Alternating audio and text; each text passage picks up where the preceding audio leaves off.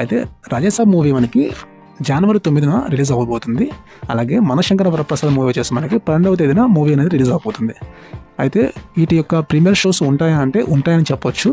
కాకపోతే paid premier shows అనేవి ఉంటాయని అధికారికంగా ప్రకటన వచ్చింది ఆయా టీమ్స్ నుంచి.